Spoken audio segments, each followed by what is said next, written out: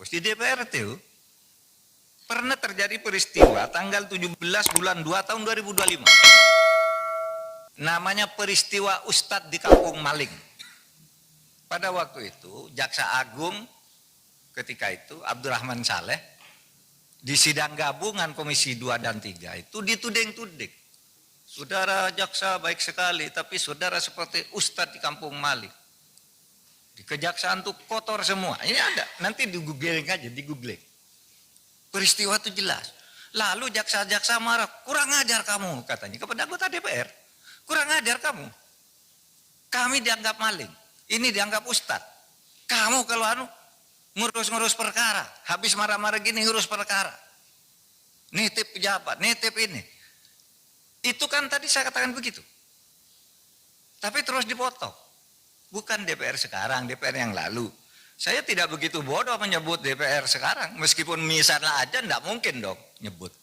Disebut aja. Kalau ada justru disebut aja. Kenapa? Kalau ada terus disebut. Enggak, begitu bodohnya saya nyebut orang. Jadi perkara juga. Sudahlah, nanti kan ada aparat penegak hukum. Saya sahabat tadi kan saya dulu. Bahkan saya nyebut Pak Beni mungkin waktu itu ada. Karena waktu itu sidang gabungan Komisi 2 ke Komisi 3. Pak Jaksa Agung dituding-tuding. Wah kejaksaan Pak Abdurrahman Saleh itu Ustadz di Kampung Maling gitu loh. Lalu ribut. Siapa yang ribut tuh? Ahmad Lasso. Ya Ahmad Lopah. Lasso ya? Iya kan? Yang berdiri waktu itu. Kurang ajar kamu. Bisanya nih perkara di sini marah-marah. Lalu ada kepala kejaksaan tinggi hati, cabut sekarang juga.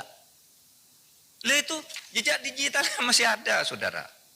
Jejak digitalnya masih ada.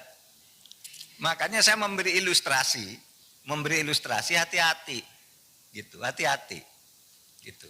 Oleh sebab itu saya tidak akan cabut. Pak Ketua, boleh saya induk. Roni. Ini penting ini Pak. Pak Beni, silakan dulu Pak Beni.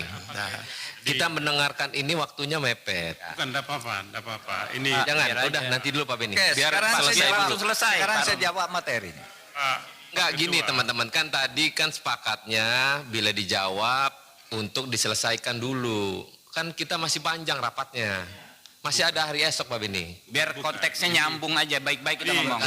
Kalau nanti selalu debat, nggak akan pernah ketemu Pak. Ini rendah. Pak Mahfud rendah. Kalau dalam keadaan seperti ini persidangannya Pak Ketua, izin kembali kepada tatib yang ada. Apa kata tatibnya di sini, maka itu kita jalankan. Silakan baca Pak Beni apa tatibnya, silakan. ada. Ada. Silakan. Interupsi itu hak. Manakala nama disebut. Kan gitu Pak. Jadi, saya mau luruskan Pak. Jadi pada saat itu saya ada. Kalau Prof. Mahfud masih ingat, saya yang menyampaikan Ustadz di Kampung Maling. Sudah itu disambung oleh Anhar Nasution. Ketika Anhar ngomong gitu, jaksa-jaksa pada naik pitam. Waktu itu saya masih ingat betul disampaikan, kalau Anda yang ngomong saya tahu, tapi kalau yang ini yang ngomong, kami tidak terima karena apa? Ya itu tadi yang disampaikan oleh Prof. Mahfud. Saya ceritakan apa adanya. Jadi bukan mau kemah-kemah, supaya jangan ada miskomunikasi. Yang kedua Bapak Ketua Pak Mahfud, mungkin yang tadi soal itu adalah statement Pak Menko tidak dalam konteksnya. Ini yang jadi soal. Jadi ketika Pak Menko mengatakan anggota DPR banyak jadi Markus, memang sangat sensitif.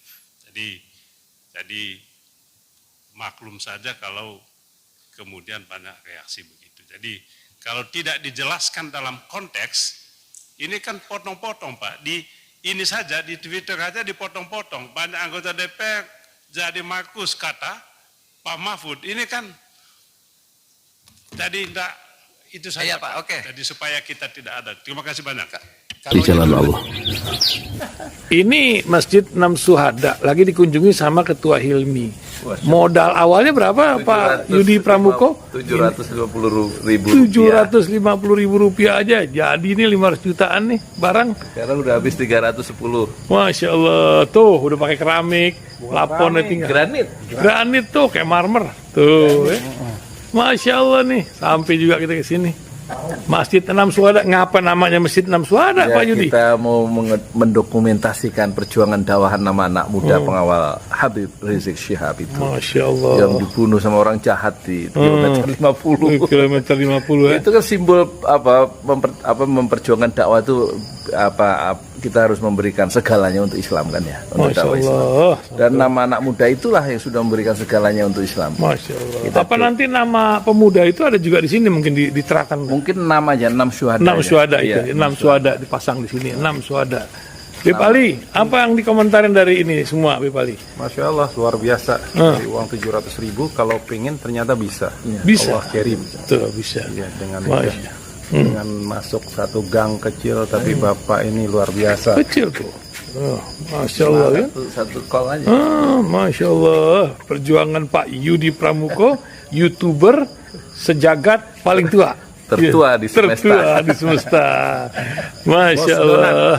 Tukang donat. Tukang donat. Tukang donat dari Paru. Ini saya laporkan dari lapangan ini, langsung dari Masjid Enam Syuhada. Masya Allah. Dan ini dia. Dalam lihat ah. Tuh lihat tuh masjidnya, tuh imamnya di situ tuh. Malam-malam lagi kita, Masya Allah, masih kurang nih. Atapnya katanya transfer aja dari rekeningnya di bawah tuh lihat.